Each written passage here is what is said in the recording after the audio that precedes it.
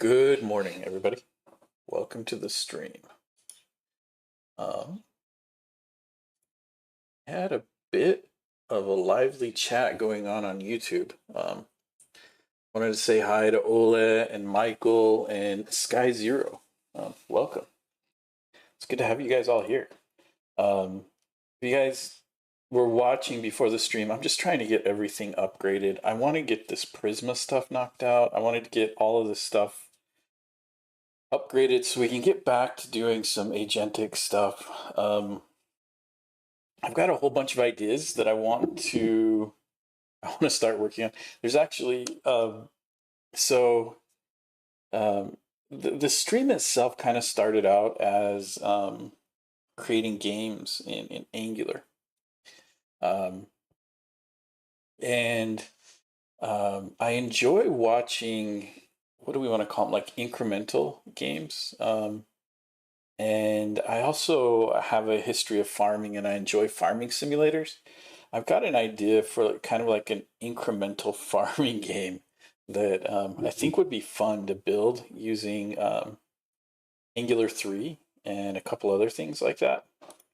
Um, so I'm excited about that. I really want to get into that. But before we do that, I want to finish this Angular dynos up. And one of the things, I haven't even started up my web browser yet. It needs to upgrade. Okay, I'll let it upgrade. But are you guys familiar with A2UI? I was introduced to it a little while ago by a team where I work who was curious about using it. And so I'm curious about using, like, adding A2UI to what we've got going on now.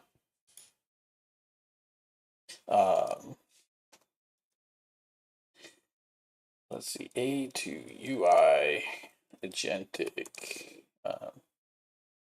or A2UI standard. Let's see if that pulls up something. Hey, look at that. So A2UI allows AI agents to generate interfaces for you. So there's a specification for it. And what I'm really curious about, Google actually puts together the Angular version of A2UI. And so what I'm very curious about is if we take what we've got, so like here's a demo of it running. But yeah.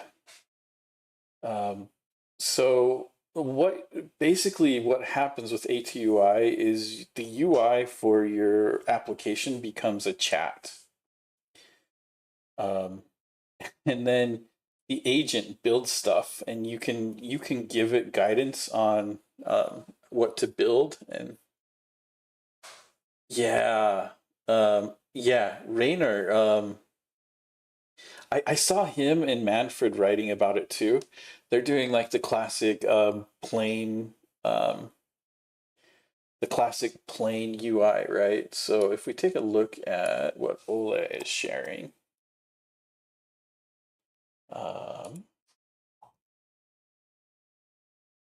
so I already sniped myself, even though I was like, I'm gonna stay on target. So there's just a lot of really cool stuff about A2UI. The thing I think that's most interesting to me about A2UI is when you think about like user interfaces and things like that. No matter how good you think your forms are, there's always going to be somebody who can't interact with your forms, whether it be for usability issues, whether it be because your UX is just terrible, whether it be maybe it's age or cognitive related. If you can take your UI and have an agent, right? Like maybe somebody's good at You know, maybe an example would be, you know, we go back to talking about like the software for a school, right? And a teacher shows up, and you know, she's like, "Hey, let me add a new student to the class," and it pops up open a form, and maybe there's fields in the form that the teacher doesn't understand. So like, I don't understand this form. Take me through an interview. And now the AI can swap over to, okay, let's get the student's name. And then it just pops up a student name. Um, and then, you know, maybe the next thing is, you know, let's get the student's address, or let's get the, you know, what grade is the student in, or is the student transferring from another class? Like all of this stuff that it might, you know, do as an interview. And so you've got an agent that's generating UI for the user as they're working through it. And the nice thing about it is that UI can change, but we can use tools like Zod to make sure that the data is being collected properly. We can use signal forms behind the scenes to keep track of the state, so we can keep feeding the agent information about the state of the data that we're collecting. So the agent, you know, the agent can collect some data, we can validate it with Zod, and then be like, okay, here are the errors from Zod. The agent can make a decision, put some UI on screen to fix that, and I just think it's an interesting way to move forward. So that is one of the big things that I want to do, which is why I want to get to signal forms, because I think signal forms is going to give us a very powerful way to move forward. So yeah, I'm really excited about A2UI, and definitely worth checking out just to see. And you can see here, well, they're running benchmarks here. Never mind. But the cool thing about A2UI is you don't have to run it against big, expensive models. So like this Gemma 4 mixture of experts. And this is where I want to really get into the A2UI is if we're running a local LLM and compare that against something big. Yeah, WebMCP, exactly. Exactly, the experimental version we'll have for signal forms. Although having said that, this is the first time I've heard of A2UI. Well, and that's the crazy thing, right? Is our field is rapidly changing, but it's not. And it's fascinating. So I remember, you know, you guys can probably tell from the gray hairs that I've been around and I've been doing this for a while. I remember when the internet became big. I remember when email was big and like all this other stuff, right? And a lot of the stuff that people are saying about AI right now is very, very similar to what they were saying with the internet and what led to like the first dot-com bubble, right? Because of course we're gonna, you know, of course we're gonna sell strawberries on the internet. Why wouldn't we sell strawberries, right? Strawberries, it's not like strawberries are gonna rot if they sit somewhere too long, and it's not like they've got a shelf life, and right, it's not like your grandma needs to worry about logistics, right? Like all this stuff. And so you had like, you know, buymystrawberries.com showing up on the internet, and everybody's like, I'm going to become rich and the internet's going to do all these amazing things. And that's the way I look at LLMs and AI right now. Everybody's throwing things at their LLMs that could probably be lint rules, could probably be scripts, probably don't need to be burning tokens, right? But the flip side of that is there's an infrastructure cost to running these LLMs. And the big companies already have that infrastructure in place. And so regardless of what you do with your AI and your LLMs, you're always going to have to come back to compute providers, right? Big data centers that can give you the compute power you need to run these models. And then there's the whole internet security thing.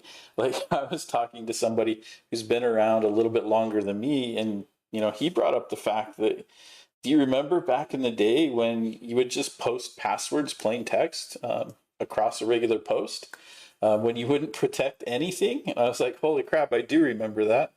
And we were just, kicking around stories about that. Um, and then suddenly you started getting all these articles about how the internet was such a big threat vector to your company and blah, blah, blah, blah, blah. And it parallels really well with what we're seeing with AI and LLMs in big companies, where people are worried about agents doing things they shouldn't do. And it's just a fascinating time. But to your point, you've probably not heard about ATUI because it's like the internet in the early days, where a brand new search engine would pop up or a brand new protocol would pop up, and everybody's like, "What the heck's that?" And then you go check it out, and you're like, "Oh, this is pretty cool." That's the way I look at ATUI. So I need to get focused because let's get through this migration plan. And once we're through the migration plan and we get this all figured out, then once we get this all figured out, once we get everything into signal forms, then I want to take our UI, and what we'll probably do is we'll just create a new route, an A2UI route, and then we can run our application with the normal form sitting up, and then we can run an A2UI and compare the two side by side and see which one we like better. The other thing I want to do is when we do A2UI, I want to take a look at different harnesses and things like that and potentially compare it to, so what if we run it against like a Gemini model? And the reason I do Gemini is because that's the one I'm paying for, that I've got access to now. I'm not really paying for any other AI models right now. But what I do pay for is a featherless subscription that allows me to run LLMs off of Hugging Face. So what if we compare it to something like what if we compare Gemini to something like DeepSeek or Kimi, some of the big open source models? And then what if we go to like a 72 billion parameter Gemma 4 model, and then maybe a 32 billion parameter Gemma 4 model, and or a Quen model, right? Or then we go down to like a 13 billion and maybe an 8 billion and a 3 billion, and just see the differences and see how small of a model could actually handle our UI. Because I think stuff like that would be really interesting, and I don't think people out there are doing those kinds of investigations. But I'm exposed to a lot of information as part of my job is I'm part of the governance team that looks at AI, and one of the big pieces of information we're looking at right now is NVIDIA released a paper recently that said that tokens are way too cheap. And by their estimate, the compute power necessary per engineer, by NVIDIA's estimate, is around 500K per developer. So if you think about that, you're paying a developer their salary. You've got their benefits on top of that, and then you've got another 500K in compute to give them agents and stuff like that.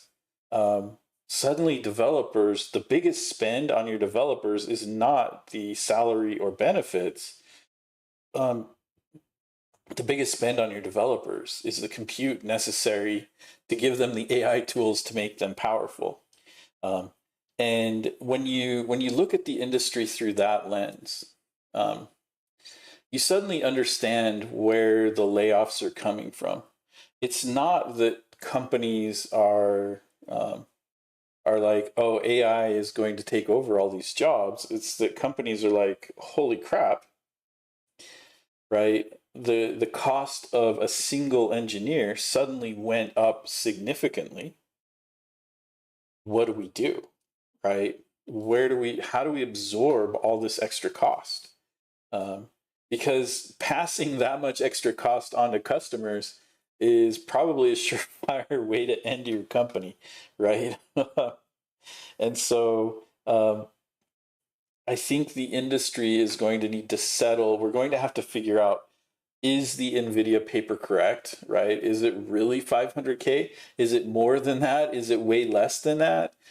Maybe models will get better, but we're in a very tumultuous time right now, um, and so the whole reason I bring that up is, well, what if instead of paying these big providers a ton of money,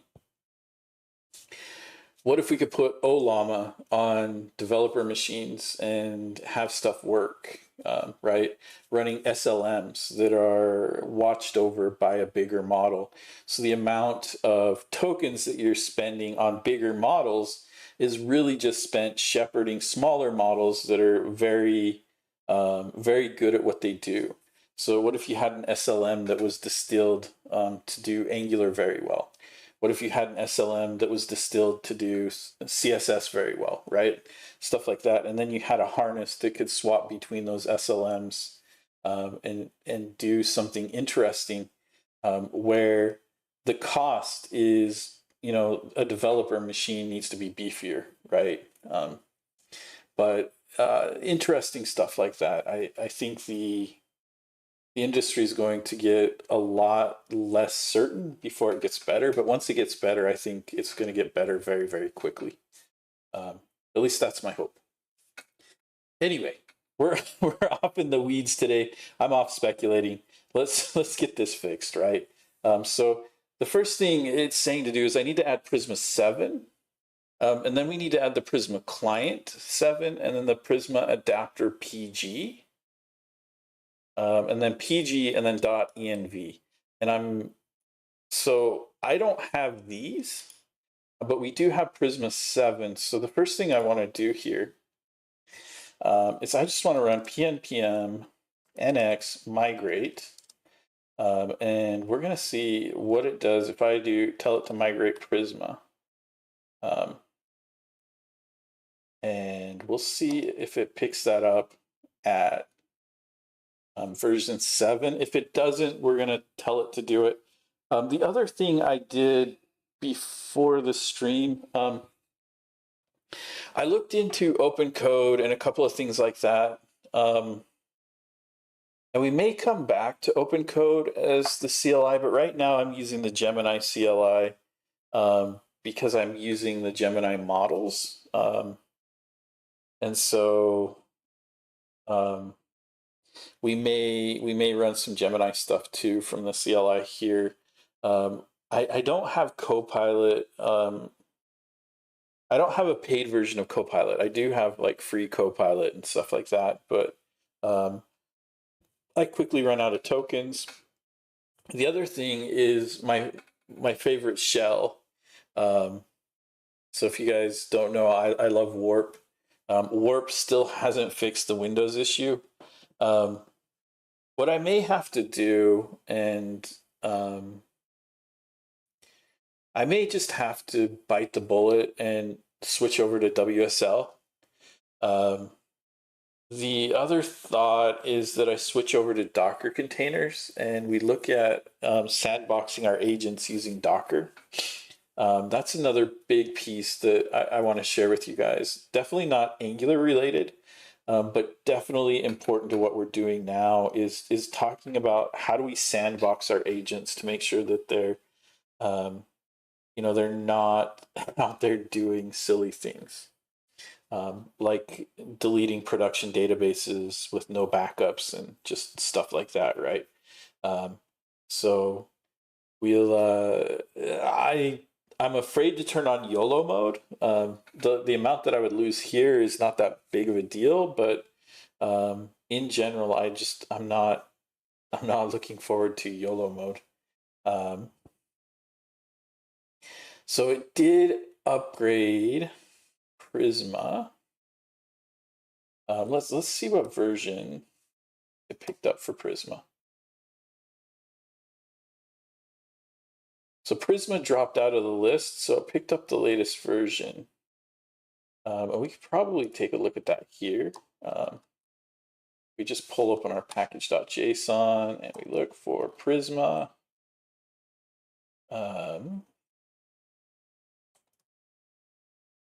So we'll go up from here. Oh, it added, I do have Prisma client as a dependency.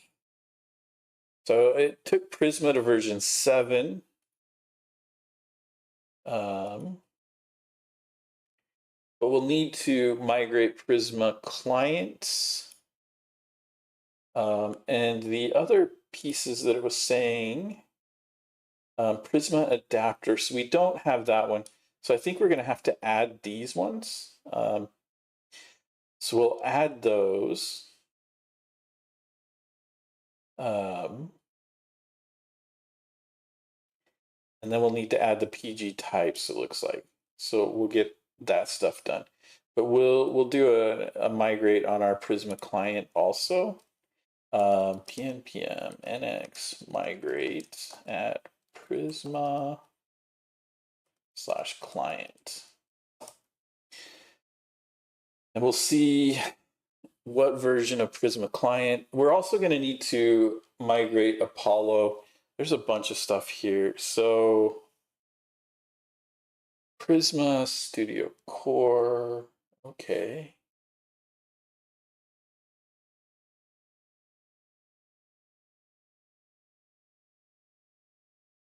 So it looks like it's running a pnpm install.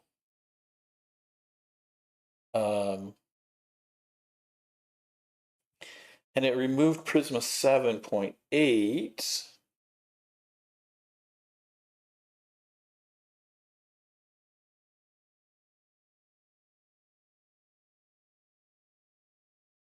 And it didn't have any dev dependencies there. So if we take a look at our Prisma, we're at 7.8 now. Our Prisma client is now at 7.8. So all of that stuff is done. So we can go back and now we need to run this command. So we'll go ahead and do our pnpm add.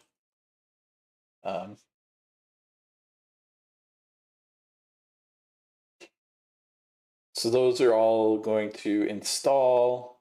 And then we'll need to add the types to the dev dependencies. Then we should be good from there.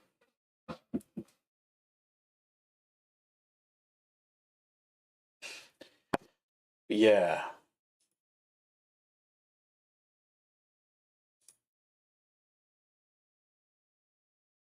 Everything's looking good. Okay. So we added Prisma adapter PG, Prisma client .env and PG. Great. Let's go ahead and add the types for TypeScript to this.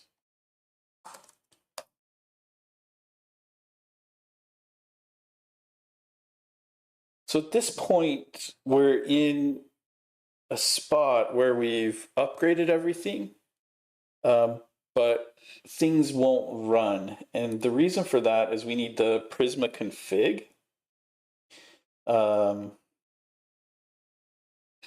And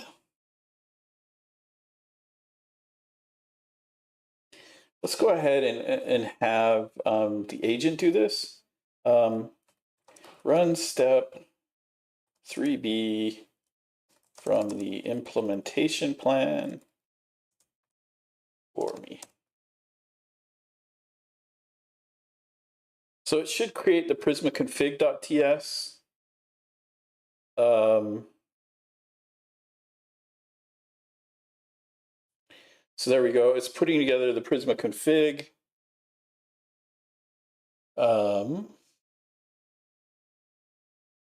So So I've already installed Prisma 7 and we're good. And if we look, there it is. So we should be good here. So we've got our Prisma config. So that's step 3B. Let's get it to run step 3C for us. We ran step 3A manually. Run step 3C now. So when is the Angular 22 release? Soon. Very soon. I'm not sure. I'm not sure what information has been released and what information I can share from the GDE call. My suggestion. So, on Wednesday, I believe it's at 10:30 a.m. Pacific time. I believe that's when the Angular showcase at I/O will be taking place. I would recommend watching that showcase. Yeah, June 1st. Yep. I would recommend, if you guys get the opportunity to watch the showcase this Wednesday. I believe it's at 10:30 a.m. Pacific, I think. Or maybe it's 10 a.m. I don't know. But watch the Angular showcase this Wednesday. And there are some amazing announcements coming, but there are also some announcements that they wouldn't even tell us as GDEs about. So I think there's going to be some exciting stuff in the Angular space this week. Yeah. Yep. Yeah, and Michael's going to be at I/O.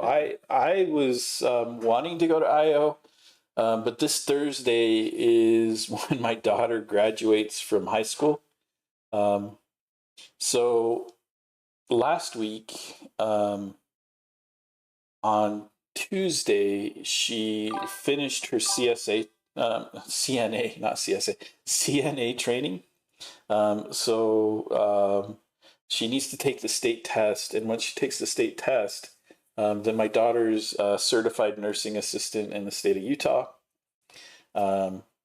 And so we went to her graduation on Tuesday last week. Thursday of this week, she graduates from high school, and we're excited for her. She's been working very, very hard. It's just been a crazy couple of weeks for her. Last night, well, the last few nights, she's been at a big dance competition here in Utah. And she was chosen as one of the she was chosen for a scholarship. She wasn't one of the finalists for like the big scholarships, but she was given a scholarship for her dancing ability, which we were excited about. So yeah.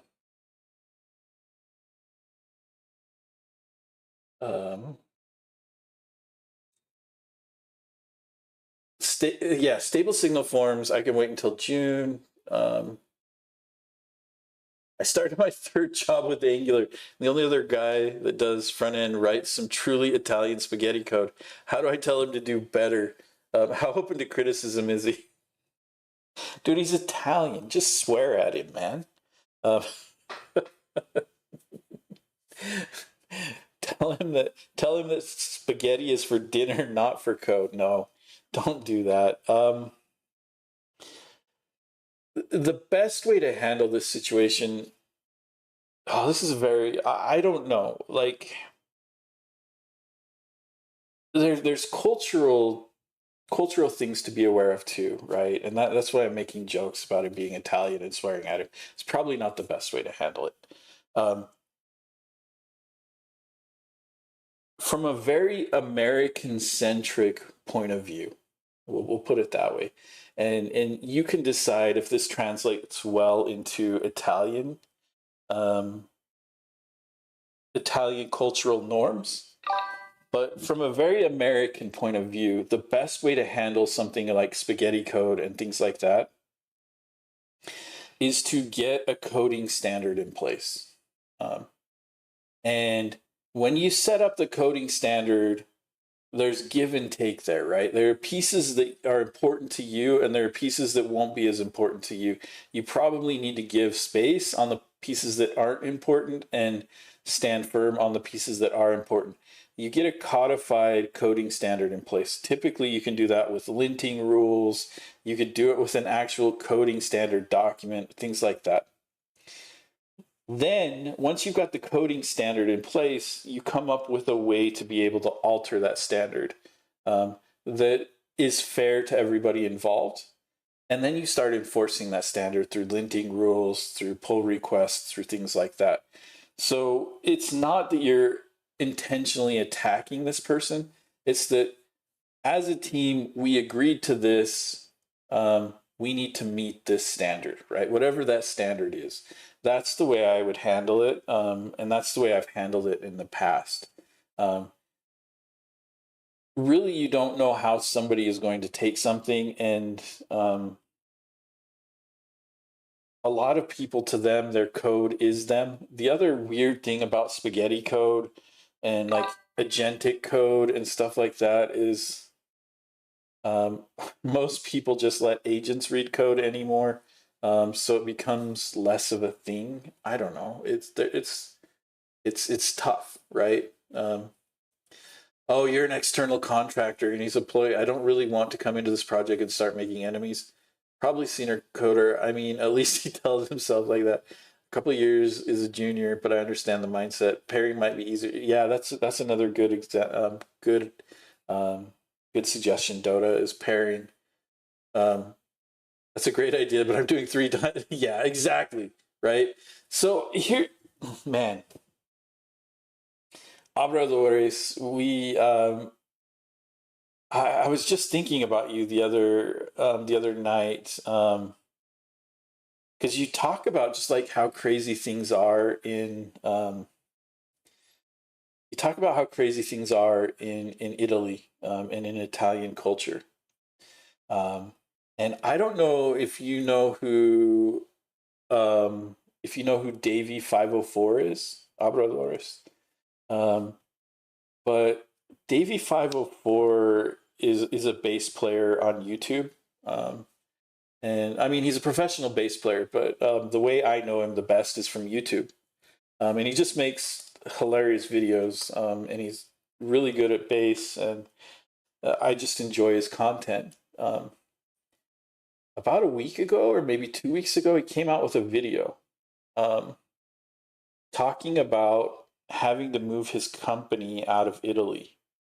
Um, and he talks about like being pulled in by local government figures, and um, he was out of the country. They called him. He flew back home to Italy. They brought him into an office where they basically treated him like he was arrested. They then escorted him to his house where government agents were ransacking his house. They looked at him confused because all he had in his house was bass guitars. Um, and he's like, well, yeah, all I do is play bass. And it just confused them. And he's like, that's just one story out of thousands of me trying to run a company in Italy. He's like, if you're trying to set up a new company, it's just crazy. Um, and that's what really got me thinking about some of the stuff you've said, Abradores. That's what really has got me thinking about just like cultural differences. Because that's a level of craziness that I can't even fathom, because I wouldn't experience it. Um, and you know that I call it craziness. To Italians, it's day to day life, at least the way Davey explained it. Um, and you know, I start thinking about cultural differences, and some of the advice that we give may need to be filtered through the lens of somebody who understands the culture, which is really, really crazy thing to say. Um, but it's not even really that crazy. That's the like me saying that it's crazy. It's not crazy. It's just me not understanding. So yeah, it's just so hard to care. Yeah, I get that.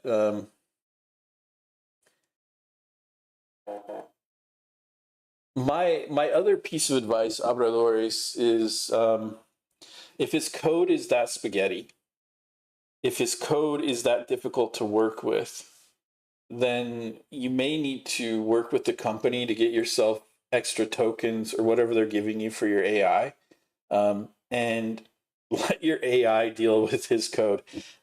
Start creating skills and agents that can go in and make the code better. And then just start having the agent, hey, I can't understand this file. Can you refactor? And it's going to be a slap in the face, right? It's like a passive aggressive way to deal with bad code. It's like I don't know. In Utah, we're amazing at being passive aggressive. It's a very Utah way of dealing with bad code, right? Rather than talking to them directly, you just get tools that allow you to fix their code, and you just start checking in code that's fixed. So,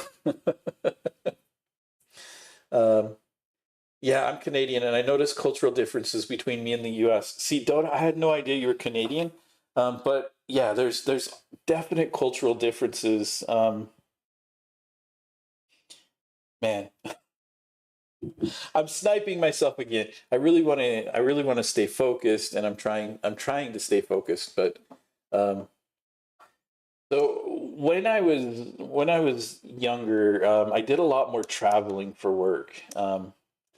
And one of the companies I worked for was a phone center. Um, and like before working there, as far as I was concerned, the US and Canada were homogenous, right? I had no concept of Canada being different. Um, I was like, oh yeah, they have weird coins and they say sorry a lot, and right, they pronounce about weirdly and stuff like that. They say a lot, right? But it's no different than like if I go from Utah to the south and they say y'all, and you know they speak with an accent like that. That was my concept of Canada. Um, and so the first time I was sent to a call center up in Canada to do some work, we get off the plane, um, and um, so I flew up to Calgary. We drove down through Enterprise to Lethbridge. And there was a call center set up in Lethbridge. And one of the first things that was just weird to me was the the restaurant in the hotel was a Denny's, which is weird to me as an American. It's probably not that weird, but it was just really weird to me as an American from Utah. There was a Denny's, um, and so we get in. It's like 9 p.m. Um, and Lethbridge is in the same time zone as Utah, so there wasn't even any time zone differences, no jet lag. We get in at 9 p.m. We go down to the Denny's after we check in, and I'm sitting in the booth, and I ordered a burger and fries. Because, you know, why wouldn't Canadians eat burgers and fries? Because they're just like Americans or whatever, right? Um, and the waitress is like, "What kind of gravy do you want with that, hun?" And the look I gave her must have, she just started laughing so hard from the look that I gave her. And I had no concept of gravy with fries. And it was, I guess it was a cultural shock to me. And she just starts laughing and she's like, "Oh, you're a Yank. I'll bring you some ketchup." Um, and right, so that cemented in my mind. That story cemented in my mind that you know there are cultural differences, even to something that seems as similar to the U.S. as Canada. There's still cultural differences there. Um, and I visited Canada quite regularly. I learned to enjoy a lot of things about Canada at that time. But yeah, that one just always cemented in my mind. Like when I went to Guatemala and I got off the plane, and there are guards standing in the McDonald's with AK-47s. I was prepared for that cultural shock because I expected there to be a difference from the U.S. to Guatemala. But I don't know. It's just culturally we're all different. Um, the only way to work in Italy is a contractor. Um, will butcher this because I'm going to say it with a Spanish accent. Partita IVA forfettaria, low taxes. Um, Maybe 85K yearly, though, which you get 60K net. As an employee, you get your pay halved. So, like, you get hired for 30K. An external contractor, I get lowballed at like 60K. That's crazy. Um, and that was another thing that Davey brought up, is like he was paying 60% taxes, like a ridiculously high amount of taxes. And if you guys, I don't want to paraphrase too much what he said because I don't want to change the meaning. But if you guys really want to get an interesting view into politics and how pay works in Italy, go look up Davey 504 on YouTube and look at his latest video that says "I'm done." Um, yeah. Um, You haven't convinced me it's bad yet. Why is this my viewpoint? Alberta is the Texas of Canada, just FYI. Alberta is a unique place. So I've never been east of like Lethbridge. So I don't know a lot of like French Canada. Um, but like Vancouver and Victoria Island are some really amazing places to visit. The people there are very chill. Everybody tells me that like Vancouver is like the Canada of or the California of Canada, and I totally agree. If you guys ever want to go to like a really chill, walkable, fun place, Victoria Island is amazing. I took the ferry up from Seattle. We got off the ferry, walked straight into our hotel. The streets are like all cobblestone, and there's horse-drawn carriages and stuff. Like the area that I was in, right, of Victoria Island. I'm sure that it's like Hawaii, right? There's a tourist side, and then there's a side where everybody lives. But the area I was in, I really enjoyed Victoria Island. Um, I could ask that company to give me more money, but that won't change anything because I'll probably have to leave one of my jobs because I have to be under a certain max yearly money. Otherwise, Italian tax system screws with me. Yeah, that's the crazy thing. Tax systems are just designed to screw with you, man. Um, Before you get on topic, could I derail the stream with your thoughts on that thing I linked you yesterday? I even have an update I just linked you. Let me go take a look at so yeah, let's get a little bit off topic here, Michael. So let me go to LinkedIn because Michael sends me amazing stuff through LinkedIn. Holy crap, my messaging is crazy right now. Dismiss Grammarly. I don't know why you're popping up. Um, Not what I want. Turn you off. And I don't know.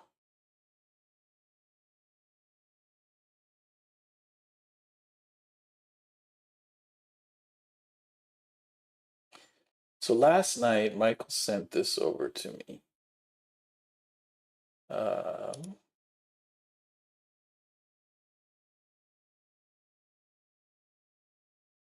Do you mind if I share this on screen, Michael?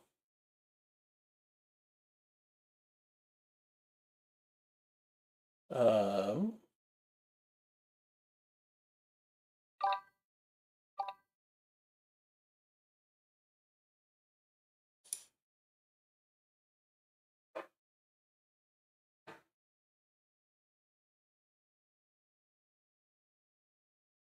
yeah, yeah, that's crazy, Obradores, that you have to work crazy jobs to survive, but then if you do too well surviving, then the Italian state will destroy you with insane taxes. Yeah, that is crazy. I agree. Like that's why when I was watching that video, I was thinking of you because he was saying almost exactly the same thing you're saying here, that being an Italian living in Italy, trying to make Italy better by paying taxes, the government actively works to destroy you, which was a crazy thought to have. But it's yeah. Okay. Sounds good. Um So let's go ahead and bring this up. Oh, of course. Of course. Why would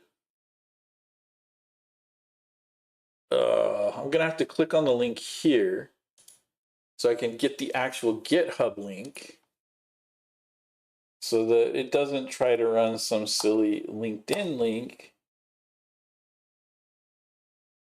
because of course they want all traffic coming in and out of LinkedIn to be trackable so they can train their AIs on it.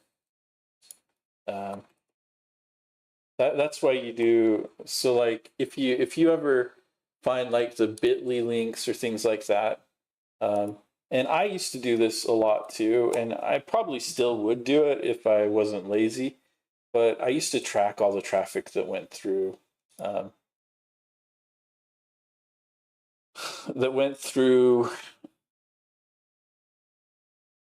like any links that I posted on social media. I would create a special link for Twitter, I would create a special link for LinkedIn, I would create a special link right for anything, and I would track it all. And it's a lot of work, but it gave me a lot of insight into where my traffic came from, who was seeing my stuff, who was resharing my stuff, and just stuff like that.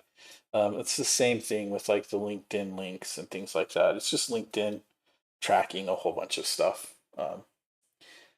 because when something's free, the product isn't free. You're the product. They're just attracting you to be able to sell information about you.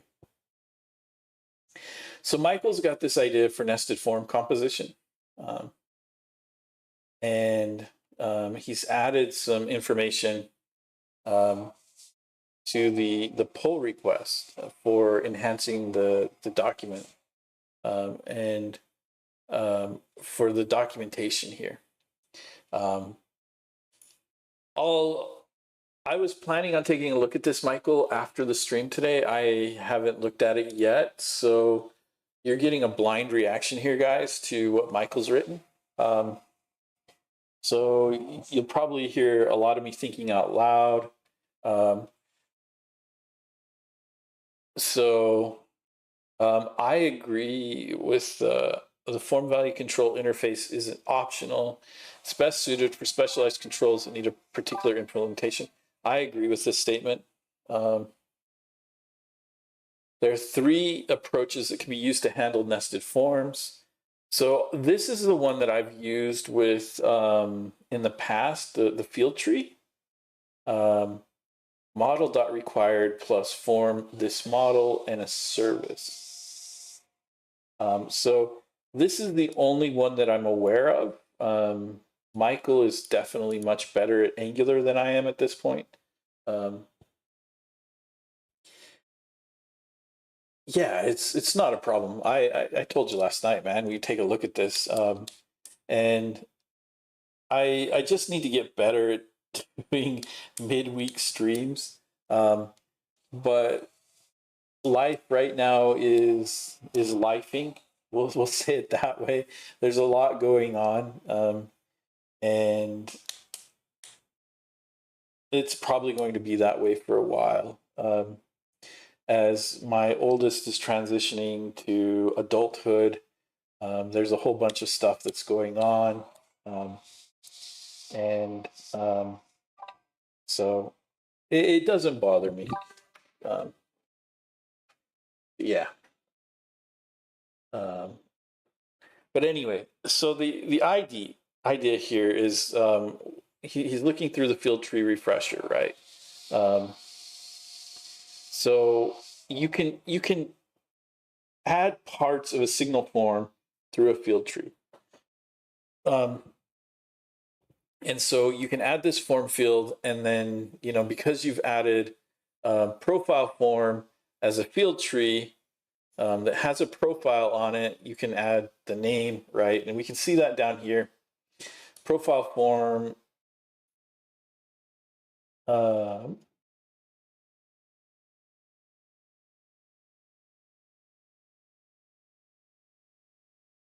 Okay. Yeah, the profile form itself is a field tree. It wasn't added as an input, but it is a field tree, which allows you to bind to the form field, right? And then when you bind to the form field knows how to take this nested signal that gets created by form and grab the profile and then the name, right? So we're seeing that here with the way he's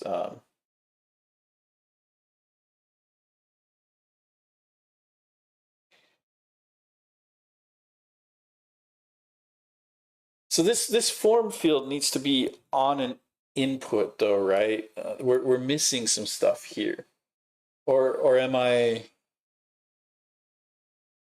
Because it's inside of a template, and this is an HTML fragment that doesn't make sense on its own outside of an input, the way I understand it. But please feel free to correct me. But this form field would be part of an input, and it's binding to this signal. Okay. Yep. So we've got the input required with a field tree, right? And form tree pieces can be passed directly to child components via input. So we can see here, we've got this template, the name form, we're pulling out the profile form dot profile dot name, and the child. So this is the component, this is the parent component here, right? That's able to bind to the profile because the profile form is here, and we're okay to bind here. But the app child has an input, so we can see, okay, I see what's going on here. Totally see what's going on here. So this is the app child component that's declared here. We've got the name form, right, which is the input here. And we're binding that to a piece of the form tree, right? So any piece of a form tree, so when you use this form, profile form becomes a form tree. Any piece of that form becomes a field tree. And that field tree gives you a whole bunch of information that you can then use in the child component, right? And this is obviously missing stuff like the template and things you would do. But we can see here that we're getting a piece, right? We aren't getting the whole form. This is a way of dealing with child forms. My understanding was that you pass a field tree as an input when you have a component wrapper that already supports signal forms. Yep. If you use an interface with a model, that means you're building some custom control. For example, something like a star rating component. That's the rule of thumb I tend to follow also, Ole. This approach consolidates form logic in the parent. On one hand, this provides a source of truth for form logic in one singular place. But on the other hand, form logic may not be evident in children without having the parent file open for reference. And that's true, right? Because this field tree, you have to set up all of the form logic here. So like the required, the validation, maybe your Zod validation is set up here. So it does allow you to consolidate everything, and it allows you to use pieces here. A good example that Ole is talking about is like a star rating. And we've used star ratings before in the past with signal forms. When we did our first signal forms things, right, we had an integer that represented a star rating, but then we displayed it as a star. So it allows you to do manipulation and stuff like that. Yeah, in the domain to transfer, right, the transformation is done on the parent. So there's like the parent. So if you want a model that has a parent in it and you want to do transformations at the parent, that's a good way to do it. So model.required t plus form this model. So this is one that using model inputs allow child component forms to own their own logic, form logic, while syncing values between parent and child. Oh, okay. This is you passing pieces of the store. So the parent has a signal, right? And we're passing the actual name through a two-way binding from the model.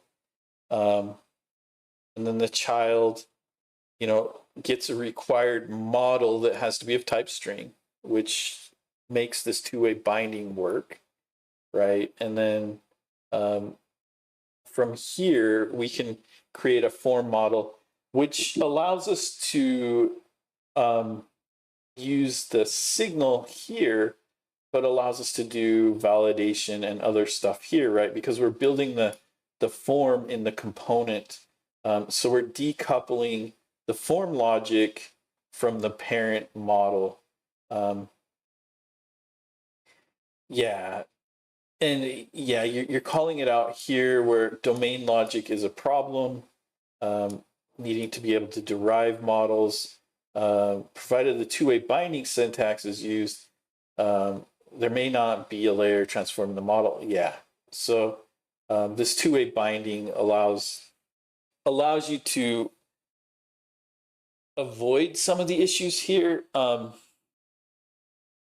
There's an interesting thought that I've been having, and writable linked signals are very, very interesting to me, especially when you get into the domain of like a signal store. Because you could have the writable linked signals be part of the signal store. And I've been thinking about even potentially a way of passing, of creating that link for you. And so with a writable linked signal, you could actually do the two-way binding to your signal store in your components. Alex made a PR recently for linked signal to have a way to write back to the source. Yep, delegated signal to become a part of NGRX in version 22. Yep, and that's the piece that I'm talking about, is the writable linked signal, which, yeah, the NGRX tools has the delegated signal, which is similar to that. And that's another piece that I think we should explore, because one of the biggest problems with like signal store, so Michael's not using signal store here because this is about the signal forms. But if we think about signal store, then you would have the square brackets here that would show model.profile name. But then you would have in parentheses, you would have model change equals, and then you would need a handler to handle that change, right? On the other hand, if we use a delegated signal or we use a linked signal that's writable, then what we could do is down here in the child, we could have the binding equals, linked signal, and it would link to the model, the model.profile name, or whatever signal we've got, right? And then you would have the second part of the delegated or linked signal be the update, which would be, the value, right? The string value goes to model.profile name dot set or update or whatever. And that way you could do a two-way binding inside of your child or someplace else. And so that's an interesting thing. And that allows transforms to be potentially done here, right? Because the parent could be that linked signal or that delegated signal, which would allow you to do the transforms at a different layer. So the child component knows that it only works with a string, but the parent component knows, hey, there's some transform that needs to happen here. So there's some interesting stuff that's coming even later. But yeah, the PR from Alex that's coming in version 22 for linked signal is something I'm really excited about. And once we get Angular 22, we'll start using those delegated signals, the linked signals that are writable. And then the final one is a service, right? Forms and their models can be located in an injectable service. And so, right, we get a form service that provides a signal of some sort. And then this service provides the form, right? And then in the component, we grab the form service and we grab the form, right? And this adds boilerplate, but it allows us to co-locate logic and stuff like that. It allows us to deal with, right, it works with inject rather than input. The upside to the service approach compared to the input approach is that even the parent form has a layer of separation from the domain model. Right, we've got that layer of separation. The other thing that's interesting here is with this model, you could have separate form services. So the parent could use an injector that injects one form service. The child could have its own injector that injects another form service, which has some interesting implications too. Not that I would necessarily recommend it, but like in the case of the Angular Dynos application that we're working on, we're using kind of a state machine. And so we inject a different service based on whether we're doing updates or whether we're doing an add or an update service, a create or an update service, right? We could have, instead of a form service, we could have an update form service and a create form service. And in that case, we could use the injection token that we're using now to provide a form instead of the signal store, right? So we could abstract the signal store further away and just provide the form. And because the form will adhere to a certain interface, and the form itself is what controls the read only and all of that stuff, that means that we can provide the same information, right? We can use hidden and read only and stuff like that to provide different views based on whether we're in a create or an update scenario. So this provides, on top of what he's saying here, it provides some other benefits when you start getting into injector patterns and things like that give you more power over what you would typically get. So this is a fascinating approach. It's not an approach that I've thought about a lot, but I really like this approach, especially for what we're doing with compositional UI in the Angular dynos and swapping based on the state of the application. There's some real power here. Yeah. One downside of the form service approach is how child components, which are one form in an array of form values, work, and is explained in the next section. Yeah, arrays of inputs are always crazy. A child form component may be an item in a form's array field, where the input field tree and model plus this approach's child form components are naturally accessed. From the form service approach, use the dollar index insect. Where did I get insect? Use the dollar index of the parent components for iteration for these individual array form items. So we're tracking the form, and here we're passing the index down to the child because in the index itself, we need to be able to pull the index of the item out. And this is definitely one solution. I think there might be some other potential solutions here, but this one works. The other, yeah, I see what we're saying here. I agree with that. Let can be used to cut down signal invocations in the template, but access in the class will require to be signal invocations. Yeah, and that all makes sense.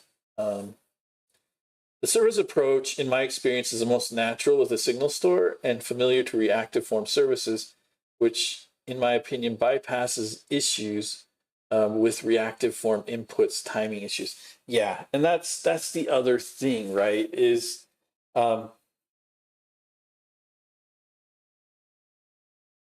this is where I think when we get into signal forms, I think we're going to have a big resurgence in the discussion of reactive state handling. And this gets back into state machines and transitions and things like that. And when you start talking about state machines, a natural place for a state machine to exist in modern Angular is in a signal store. Because you can control those transitions, you can control a whole bunch of stuff in that signal store. And once you've got a signal store, and once you're tracking those state transitions, and once you're doing all of that stuff, then it becomes natural to want to take that signal store and start creating forms from it. Using the service approach here that Michael's showing, you could actually take views of your signal store, like partial views, provide them in a form, using a form model, right? And one thing you would need to do for the form model to really work well is you would probably need to project maybe delegated signals or maybe linked signals that are writable from the form, so that the form stays up to date based on changes from the service itself. But I think that becomes a natural way to handle this. And the interesting thing about your form service or even your signal form is you can expose, maybe you only want to modify the address. So you could have a giant form, but you could also have just an address form, right, for your signal store. So you could have an address form, and then if somebody clicks on the change address, then you only expose that form, you bind that form, and then you're not having to create a giant form. The other thing about that is you can use smaller validation, you can do all sorts of interesting stuff. So it's not that even you're just exposing one form, you could expose partial views of larger forms, you could expose different types of forms and things like that. And it becomes a powerful way to keep your abstractions in one place instead of every component having their own form. I think this is a fascinating way to look at it, Michael. The other ones I think are more simplified, and like these two approaches I think are good for when you're trying to do components themselves, like, you know, like the star rating component, or maybe like a date input or things like that, where you want to take a certain type of data, transform it a certain way, present it to the user, and be able to bind that back to a model. I think when you get into more complex and more reactive stuff, I think your service idea is really, really good. I really like it. And as we were talking through it, I like what's being presented here. I think it will naturally lead to a much more reactive way of handling the data.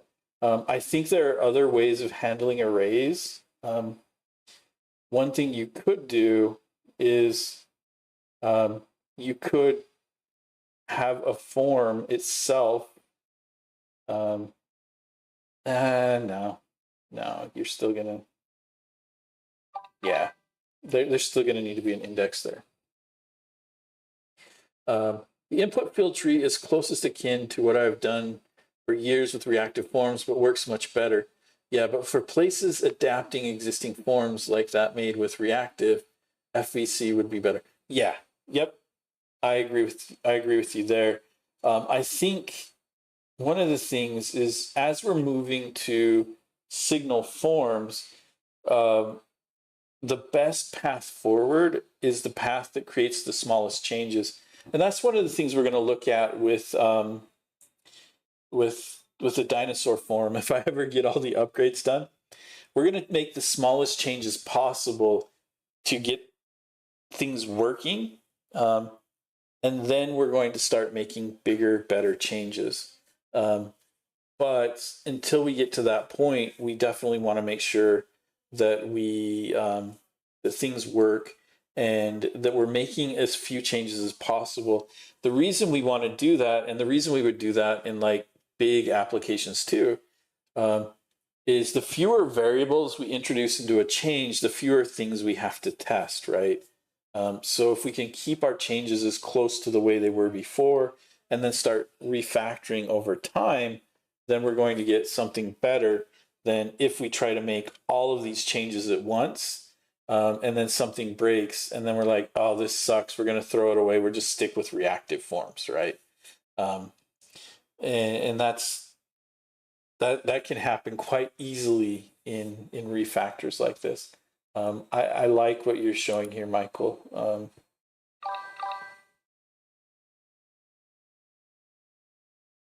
Yeah, I like what I'm seeing here. This is all good. Can you show one more time the example with dollar index? Absolutely. So with the dollar index, what he's doing is he's tracking the form, right? So in profiles, we can see profiles here is from the form service.form. And our form service, well, he's using this service here, right? And showing the form. And the profiles form has multiple names on it, right? We can see that this comes in as a field tree that's an array of names, right? So there will be field tree pieces that will be a name with a string, and they'll have all of the appropriate stuff here. And so that's why we're grabbing from the profiles, right? We aren't grabbing from name, we're grabbing from the profiles, because profiles is a form. It's an array of field tree pieces, right? So we grab that form from profiles. Each form then represents this name, right? And here we're passing into the app child the index from the form, right? We aren't passing the form, we're passing the index from the form. And then down here in the child, we're injecting the form service. We're saying that the index is required and it has to be a number. And then you could even do more validation here on the index to make sure that it's greater than 0. right? You could have some validation stuff here to make sure that you're appropriately handling it, but I mean, you're just passing in the dollar index anyway, so that may not be necessary, but if you find it necessary, you could do that here. Profile form is then computed. So we're grabbing the profile form from the form service, the form, the profiles, and then the index of that, right? So we're getting the index from the binding. We're then injecting the same form service. We're pulling from the profiles, that specific one. And then we're also grabbing from the profile form the value. This is one piece that's interesting to me because it's deeply nested. So this piece here is what pulls the signal out of the profile form. This piece here is what reads the signal from the profile form. And then we're grabbing the value and reading that signal, right? So you get weird syntax like this, but it makes sense. So yeah. Michael, when did you join the dark side and go away from, wait, what is going on here, dude? Like, you've gone full dark side here with no semicolon here and here, but semicolons here and here. Like, you're full dark side, dude. Is the dollar index necessary? Maybe past profile itself. Sorry if it's not the correct question. You could. So the difference here with passing index, basically what that's saying is that we have to inject the form service, right? The other way around is we could pass the form down here, but that has some other implications, right? That becomes closer to what we're looking at with a form model or even the field tree, right? So here, this is specifically showing if you want the reactive type form. And so we're grabbing the form service itself to give us the form. But in the case of maybe we just want a simple form tree, you could just pass form here, right? If we did the field tree like we're doing here, where we're binding to the, this is the better one, right? Like the name form here.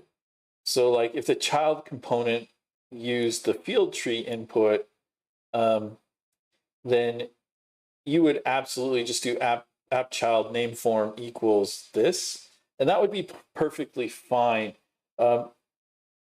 In this example, there's not a lot here, and that's intentional, right? He doesn't want to detract from what he's trying to show. It's very, very difficult to come up with contrived examples that people can't pick apart trivially, right? The point of this example is not that index is required here. The point of this example is that we're using this service pattern. And in the service pattern, notice that we inject the form service here, and then we read the form service from the, we read the form from the form service. That's exactly what we're doing here too, right? So we've got the app child, and we need to know what form to read because the form is an array. So here, again, we inject the form service. We have to get the index, but notice this is where we're grabbing the form. We're grabbing it off of the form service from the profiles, and we're reading the specific index. That's the important part here. Could he do it a different way? Absolutely. This is a contrived example. In the case where you're using a child service that injects a form service from a form that has an array of forms within it, or field trees within it, then you have to follow this pattern.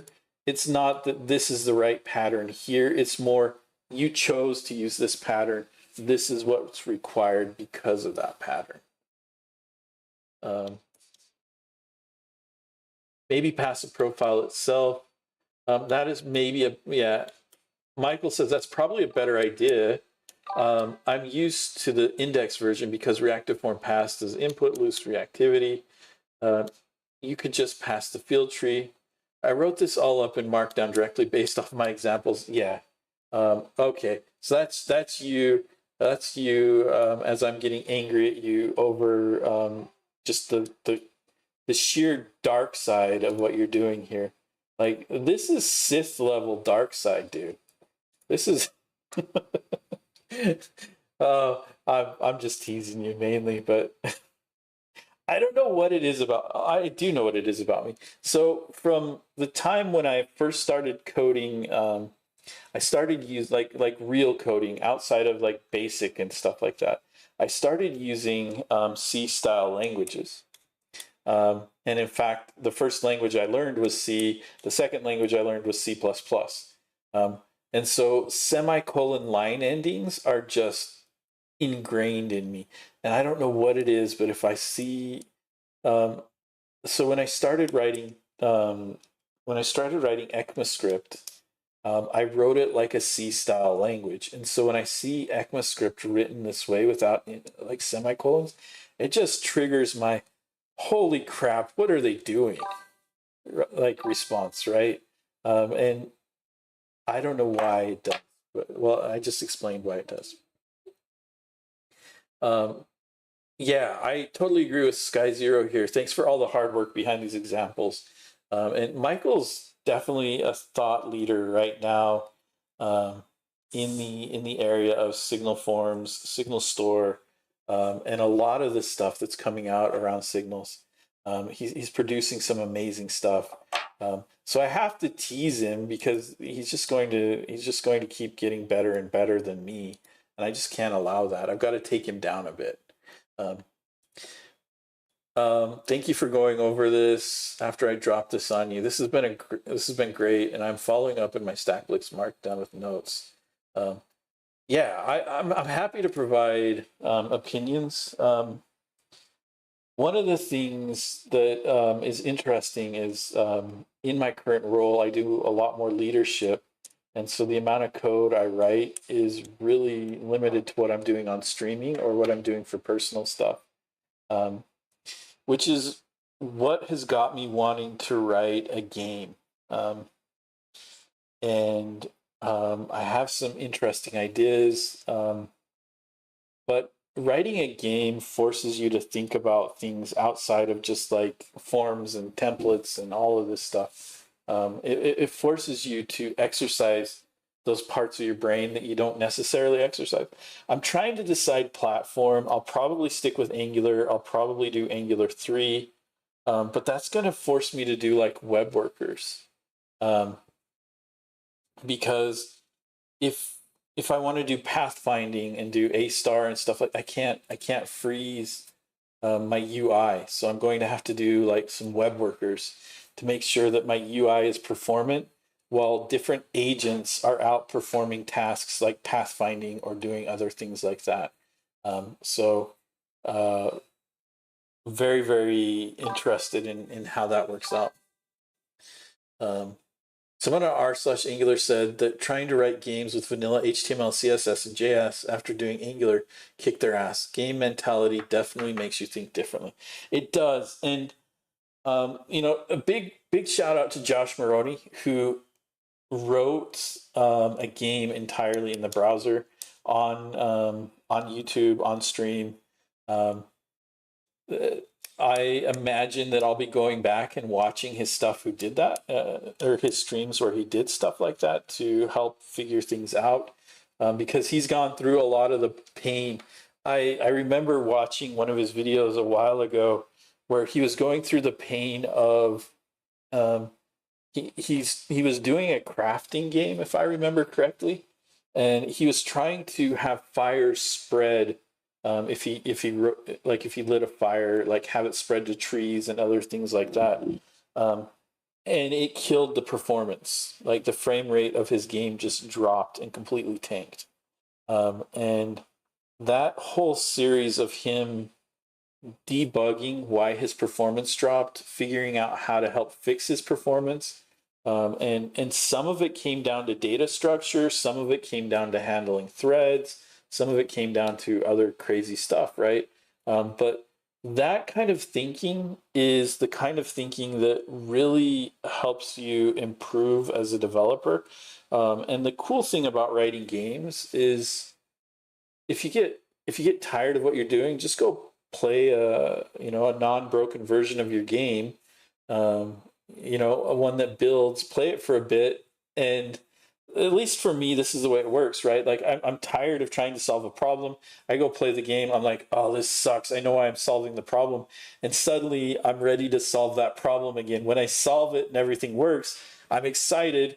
I'm playing the game. I'm enjoying what I'm doing. I'm like, oh, this is really cool. You know what would be better is if I did this, right? And that's what I like about writing games. Is there's that positive feedback loop of, oh, this works, but oh, I would really like it if my game could do this. And so it gets you inspired to keep going. Um, and the cool thing about games is like, if you look at a game like Dwarf Fortress, um, so um, Dwarf Fortress release, first release. So, Dwarf Fortress was first publicly released on August 8th, 2006.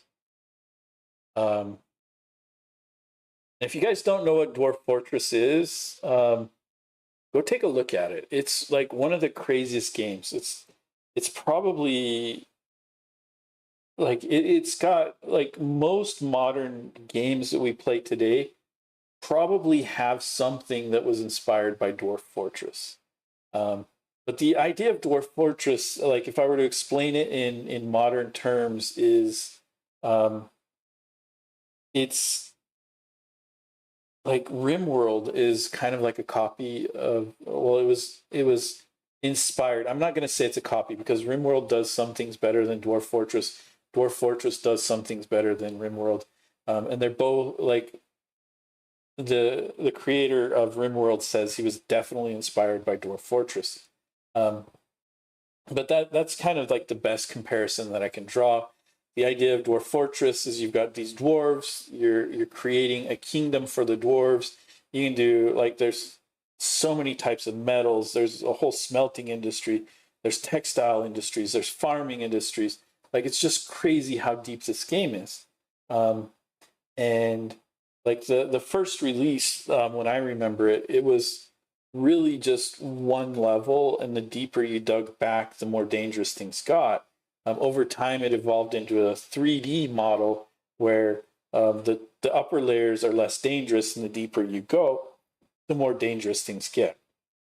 Um, Very, very fascinating. And it's still not even fully released. The Steam release, and I bought it on Steam because the whole reason that they did the Steam release is it's two brothers who've been working on this game since 2006.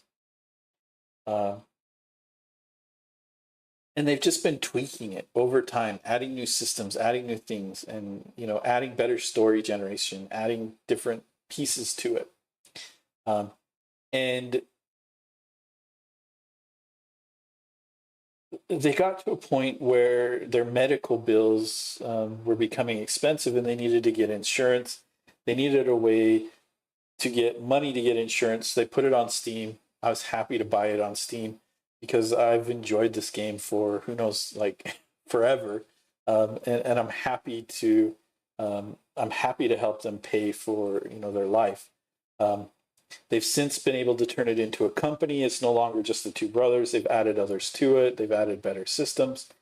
But that's the thing about a game is games don't ever have to stop development. You could just keep working on them forever, adding in new tweaks and things like that. So, and it doesn't have to be like some big grand thing like Dwarf Fortress. Games can start out very, very simple for you to learn systems, but they allow you to do something fun, and then you can iterate on what you've learned and make better decisions. So, I'm a big fan of Angular. I'm a big fan of the things that Angular does, but I also think that it's good to get out there, stretch your wings, and start looking at, maybe non-standard ways of using Angular. It's going to help you in your day-to-day job as you look at things.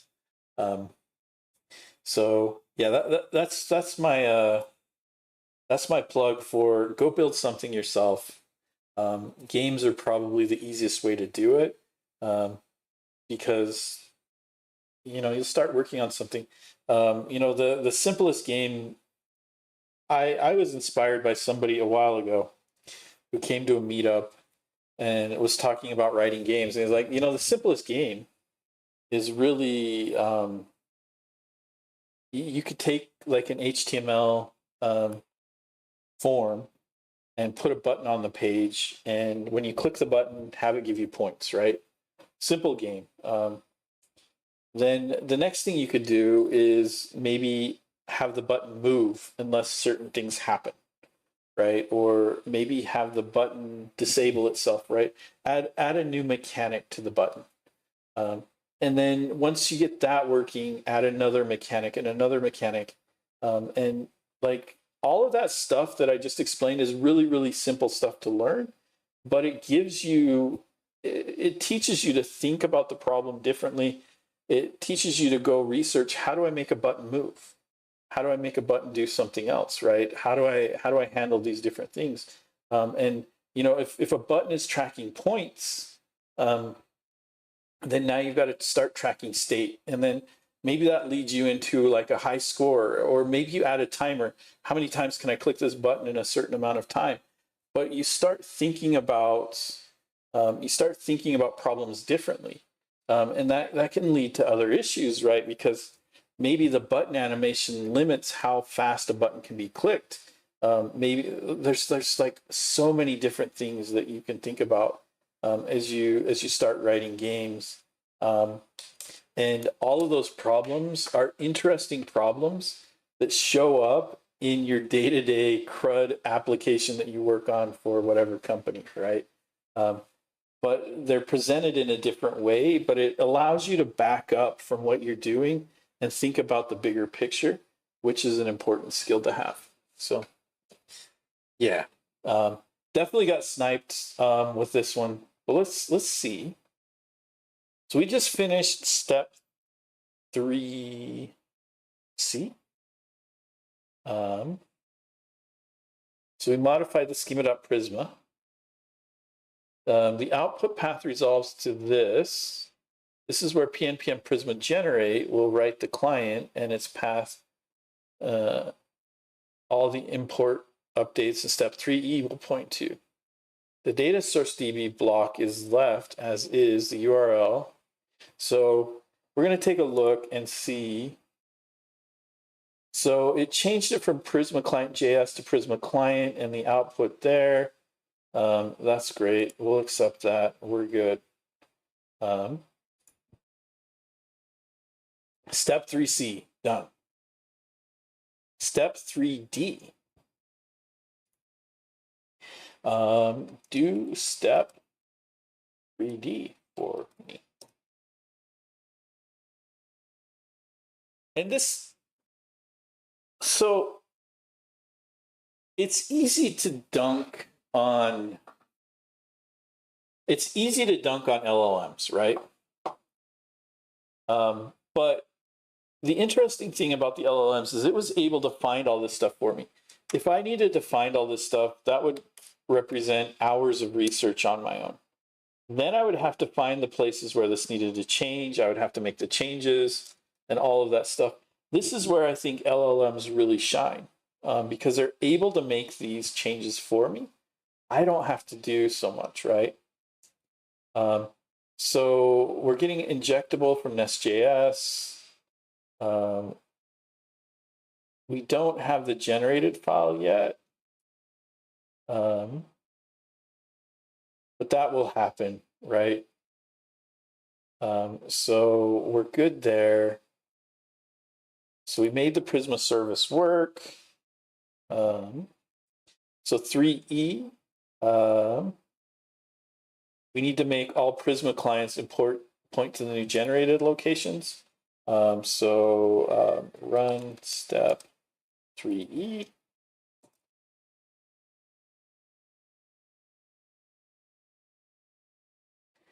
And then we're to the point where we will need to generate ourselves. And this is where we're going to see if things are working. So it looks like, oh, we've got a bunch of places where we're using this client.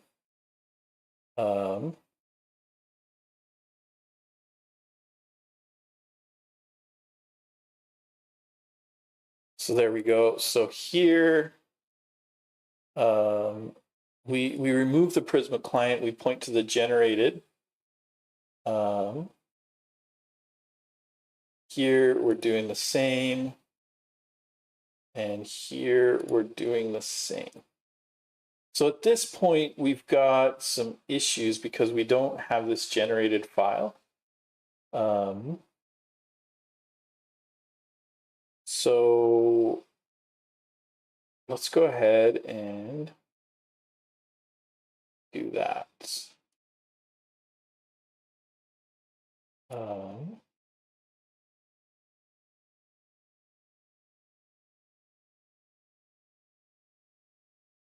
There's my implementation plan.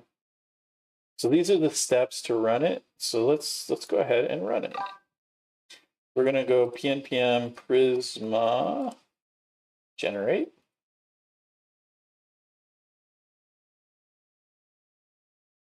Oh.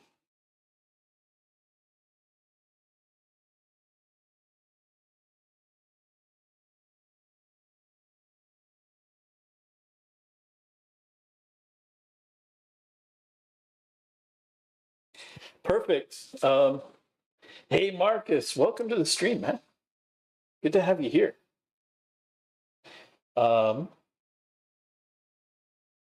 So it looks like we've got a problem. So we're just going to copy this. I'm just going to say, hey, I got an error.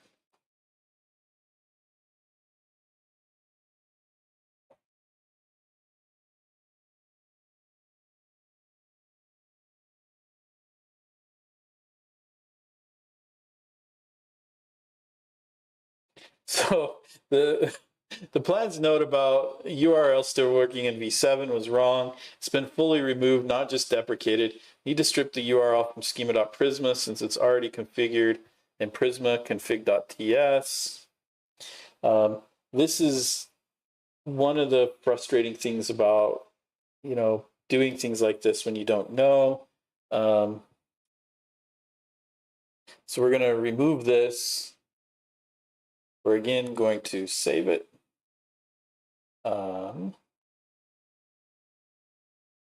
And now we'll go ahead and try and run our command again.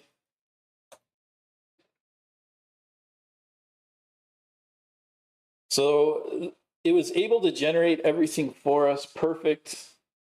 So now we're going to try this one and see what happens.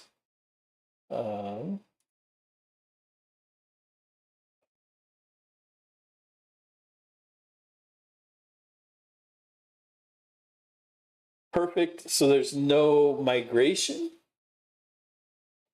So we're already in sync there. So here, let's run our build, right? So pnpm nx build dynos -API. And let's see if this actually builds. If it builds, then we can serve it.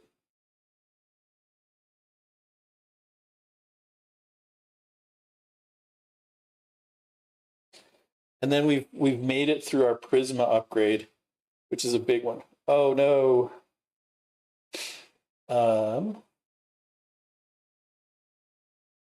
So we've got a problem. It's trying to pull it in from generated Prisma, but it's not finding it. So let's see where that all wound up. So there's that. There's our model that's pointing to the.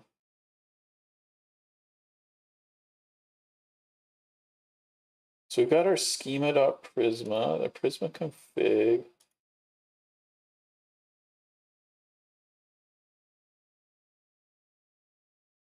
So it's outputting it to packages, Dynos API source generated Prisma.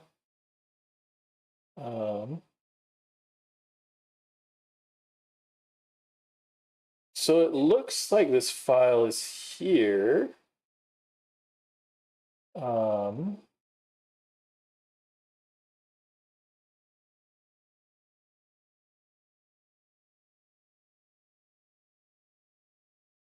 Here's the model, the resolver, the service.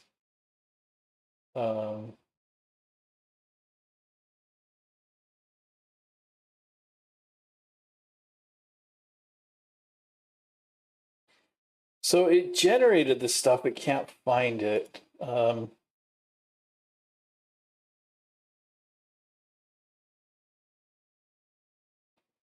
So we can just say here, the build step is failing. Can you try?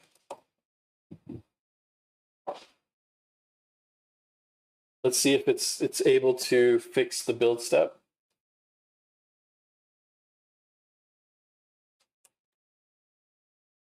We're going to allow it to run that.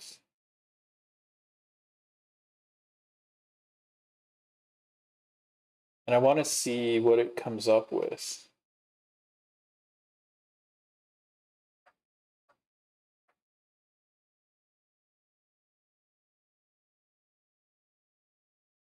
Okay, popped open a window for us.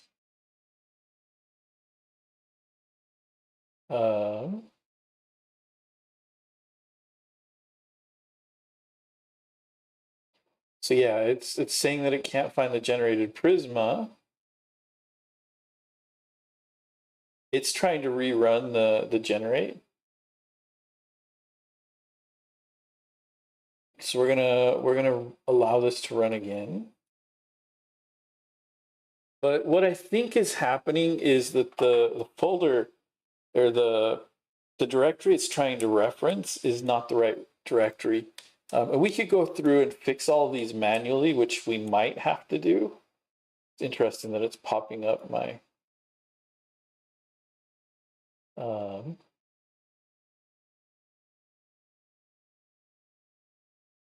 going to allow it to run that.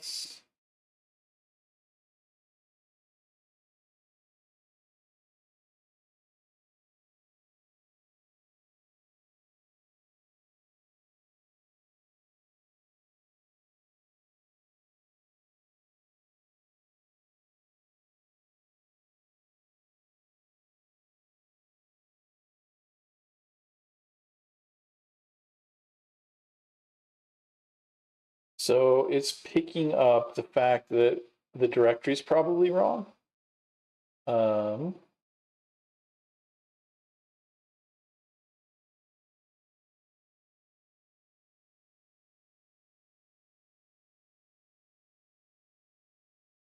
Needs to go up 2 levels, not just 1 level.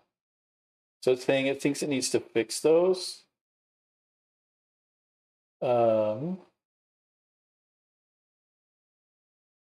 So now it's fixing all of those.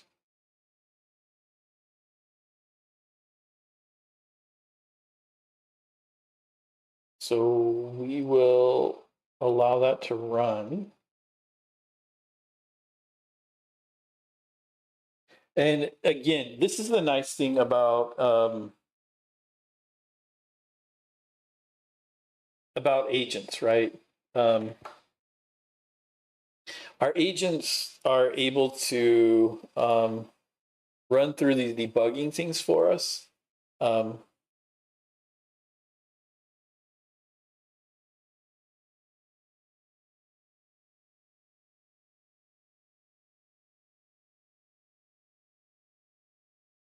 So now it's trying to find the generated entry point. So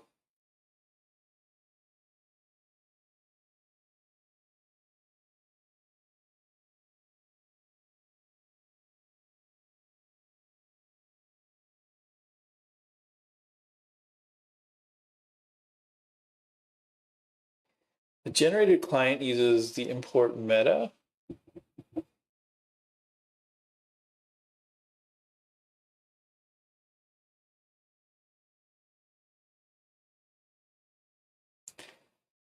So the module resolution could be the problem here. And I remember reading about that too.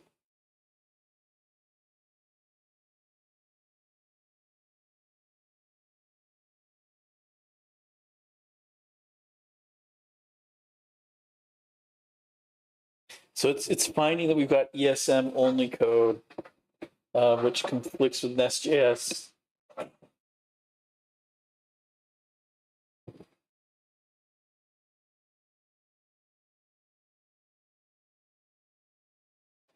So now it's finding option A is to use a Prisma client.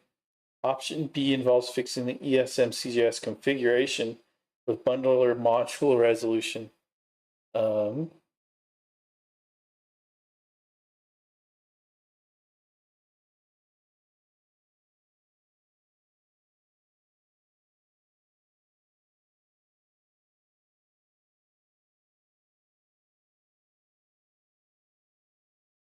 So it's finding a bunch of stuff to fix.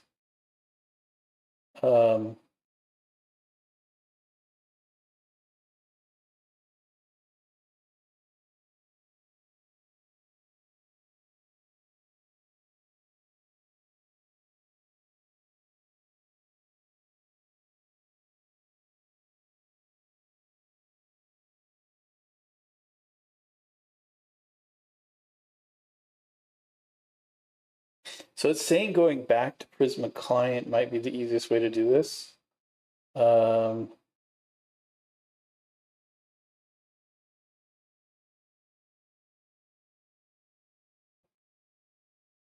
correct approach for a Nest.js CommonJS project on Prisma 7 is to stay on Prisma client JS, still supported. So it's going to fix this.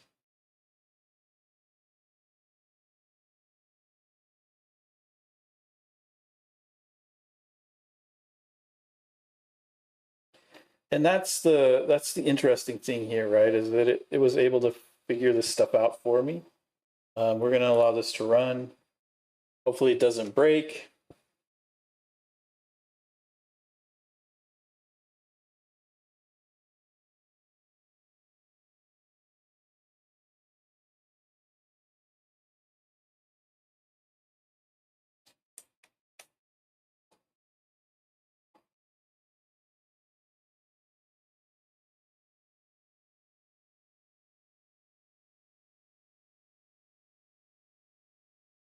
So the build passed. So if we accept all of these, now I should be able to just do a pnpm nx build dynos API.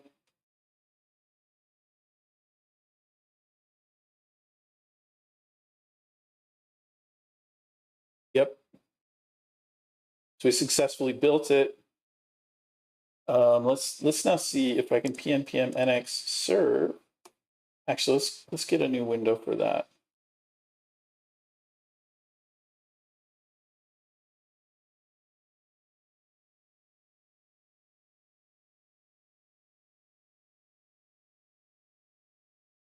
So we're going to go to dev. So here, pnpm nx serve dynos -api, and this should serve properly.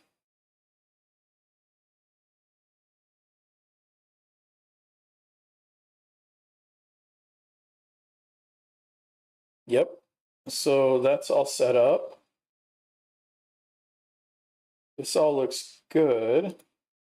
So now we should be able to pnpm nx serve Angular dynos here.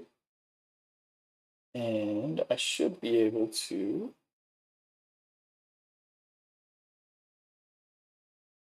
go here.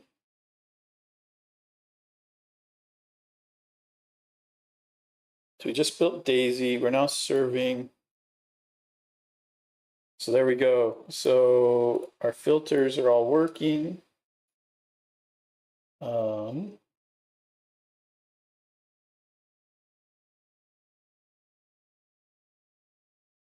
Test, test, test, test. 1, 2, 3, 4. 1 meter tall.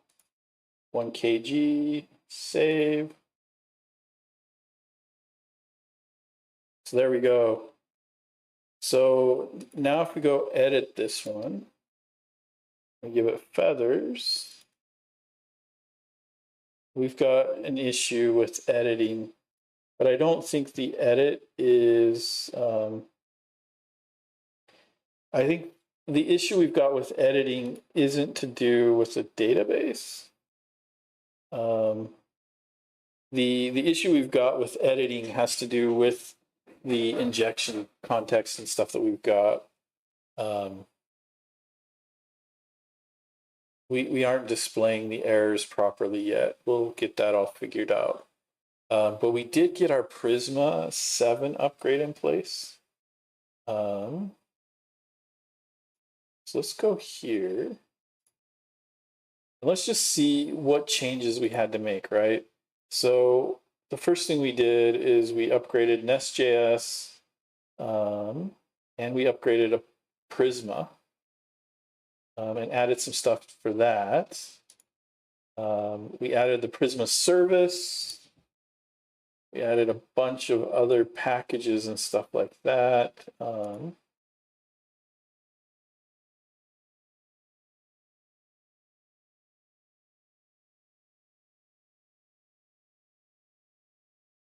So yeah, this stuff all looks fine. npm lock. The pnpm workspace is a new file, probably because I upgraded pnpm.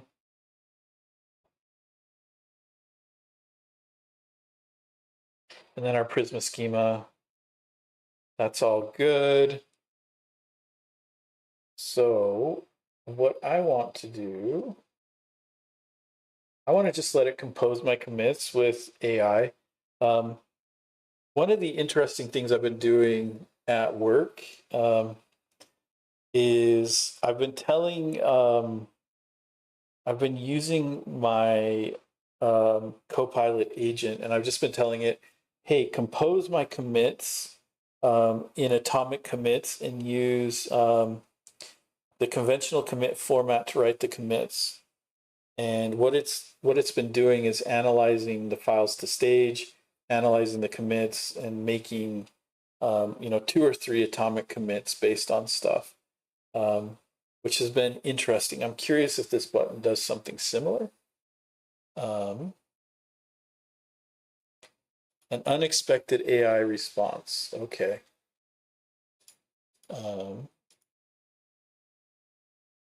So we're going to stage all changes. We're just going to tell it to write the message for us.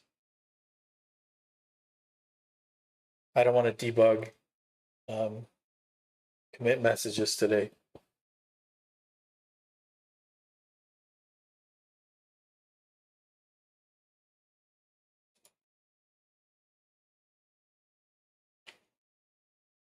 So there we go. We've now upgraded Prisma.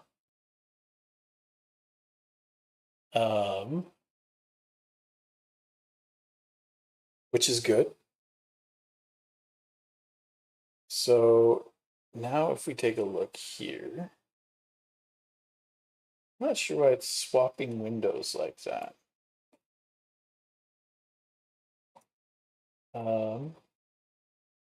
Now if we take a look at the NCU format group, our biggest outlier right now, like the Angular ESLint we can upgrade, Tailwind we can upgrade, TypeScript, auto prefixer, all this stuff we can handle. But we've got the Apollo and GraphQL code gen stuff, and maybe even ng neat spectator, but we can probably handle that upgrade too. Actually, class validator, I think, is part of Apollo. No, it's not. Class validator is part of Nest. I'm curious why that didn't upgrade, but I'm thinking about getting rid of class validator and moving over to another library to do Zod validation on the Nest side of things. But I do want to upgrade Apollo and the GraphQL code gen. So let's go. We'll finish having it build us a plan for that. So we're going to close all here. And we're going to get a new one. And now Apollo and GraphQL code gen need major upgrades. Create a plan to upgrade to the latest versions. Remember, we are using NX and Angular and Nest.js.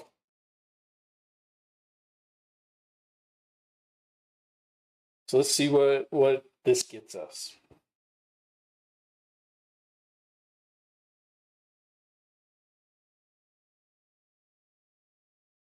So I imagine we're jumping from version 3 to version 8, version 4 to version 5,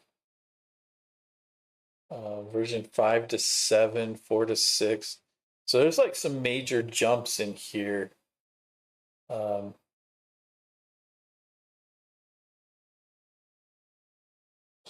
I'm curious if NX can do it for us, or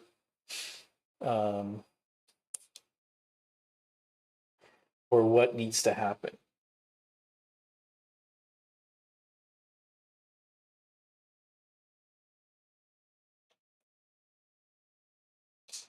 And once we've got this plan, we'll review it really quick, and then it's probably it's a good time for me to end for the day. I've got some more graduation stuff going on for my daughter, so I want to make sure that I'm able to be ready for that. Hey man, thanks for lurking. I'm doing great. I hope you're doing okay too.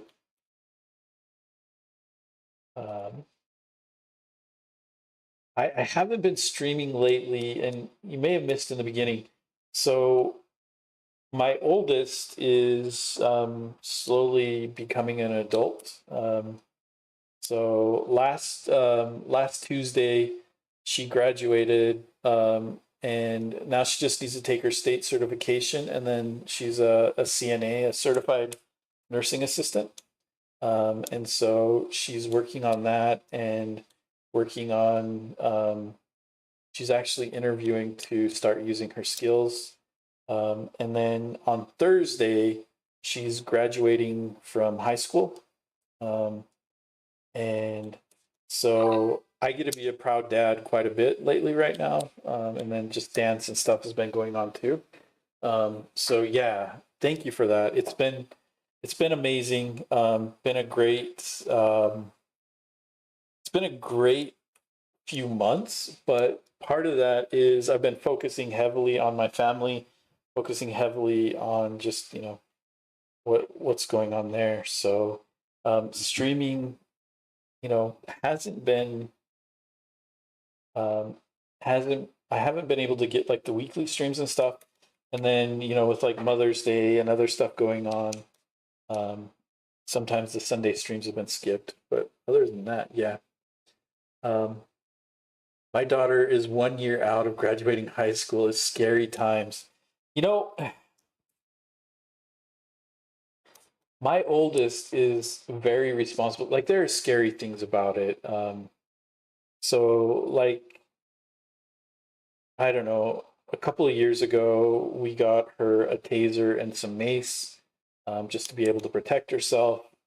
Um, and there's scary things like you're allowing this person who you've been responsible for your whole life to suddenly start being an adult, and then you realize you're an adult and most adults are idiots and assholes. I mean, you're like, oh, do I really want my poor little girl to experience that? But I can't hold on too tight, right? um, your daughter's a black belt in karate. That's awesome. That is so awesome. um, yeah, it's just it you realize that most people are good, um, but you have to start preparing this person who you've been protecting most of her life for the realities of what the world is like. And um, I don't know. I get the scary part, but the other part of it is she's incredibly responsible, incredibly smart, um, and I'm just very proud of her. She's going to be fine. Um, she's going into the healthcare industry, which means they're always going to need a nurse, right? There's always going to need to be somebody who does the things that nurses do. Robots aren't to the point where they can do that yet. So I'm like, yeah, she'll be able to survive. I may be living off of her income, but she'll be fine. So I'm good there. And she's wrapping things up. We've been going to things where the scholarship she's applied for. We found out she's got some scholarships and things like that, which will help pay for her college. Um, and then I don't know. She's turning into a bit of a daddy's girl, which I actually like. Where she'll just come and give me a hug or just want to sit and talk and stuff. And that's been really nice, especially for as independent as she's been growing up. So um, that's been great. Other than that, um, I don't know. You're just proud of them. You're probably gonna make me cry, dude. AI isn't replacing nurses yet, right? But yeah,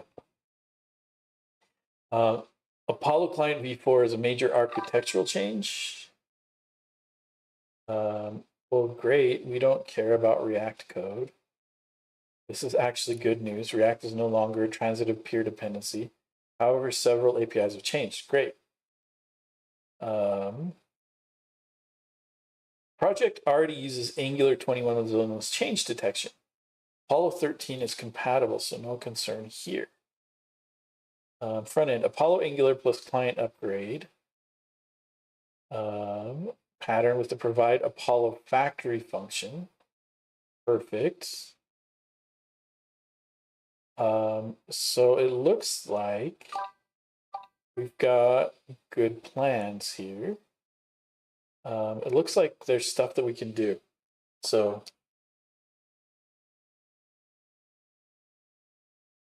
oh, Jason is probably one of the few Gen X people who didn't tell their kids in 2026 that computer science is a guaranteed job path. Um, man, here's the thing. It wasn't until like nine months ago or so that I would have said anything other than computer science is a guaranteed job path. Um, I still think our industry will survive and will stay strong, but what we do will be completely changed. Um, and that's interesting because somebody with the level of experience I have, I feel like a lot of the advice I would give, I'm not certain about it, and that's tough, right? And the other thing that really goes against my Gen X DNA is like Gen X. We're just like, yeah, whatever, dude. I don't care, right? That's Gen X. Um, and it was that way growing up, right? Like my parents would be frustrated and angry with me, and I'm just like, yeah, whatever, dude. I don't care, right?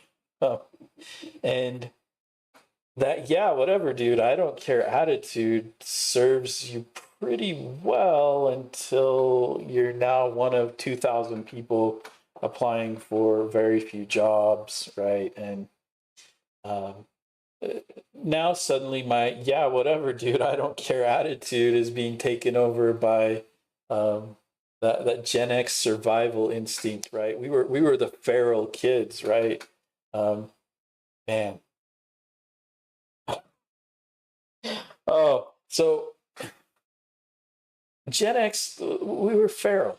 Um, like growing up, I remember my mom worked, my dad worked, and I'm the oldest of six. So there were six of us at home. And my mom would call on the phone and she'd be like, hey, are you getting the chores done? Blah, blah, right. But most of the time we ignored that and we were out in the neighborhood doing stupid stuff.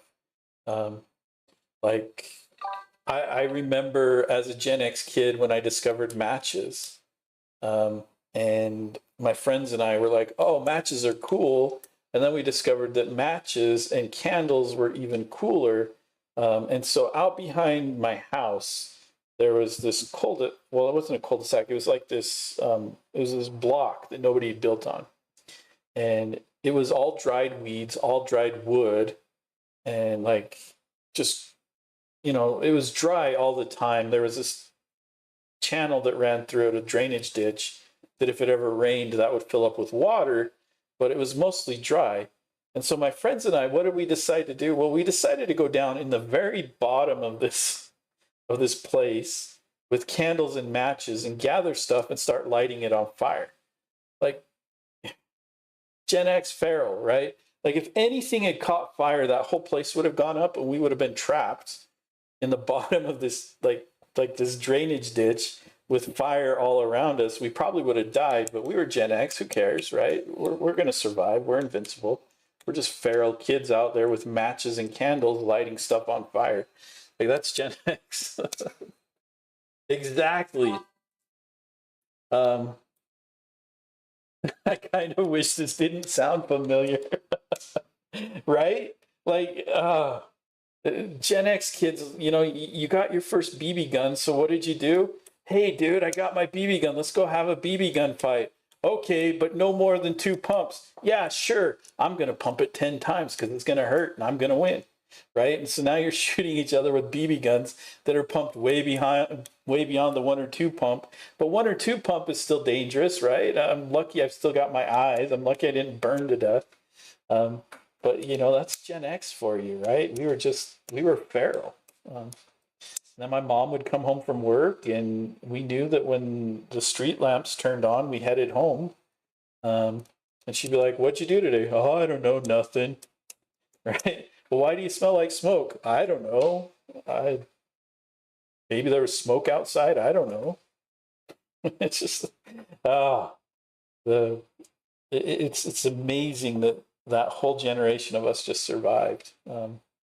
But we did, and now we're running. Now we're running businesses and stuff, and you guys all wonder why we're just like, yeah, just let it go. But yeah, yeah, I don't know. Gen X is the responsible group. We were still raised by responsible parents. it's the generations that we raised, the millennials, the alphas, and the Zs, where Gen X just didn't do a good job, so they're all kind of messed up. But um, whatever, it's on them. Uh, no, I should stop. I should let it go. But no, every generation has its struggles.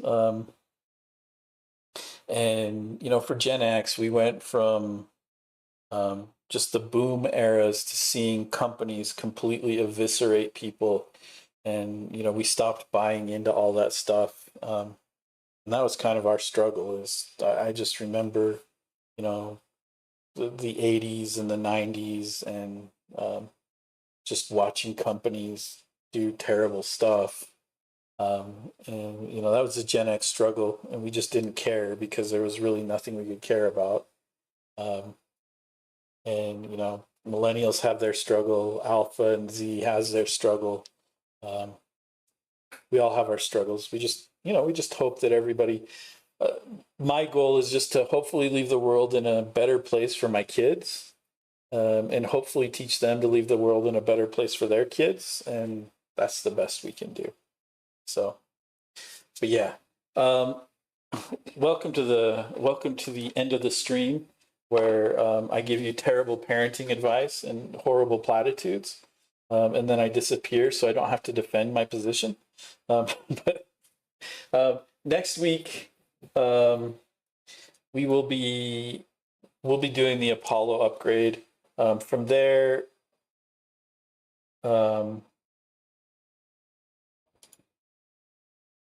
everything else is pretty simple. So we'll have this all upgraded by the end of next week. We'll get our signal forms in.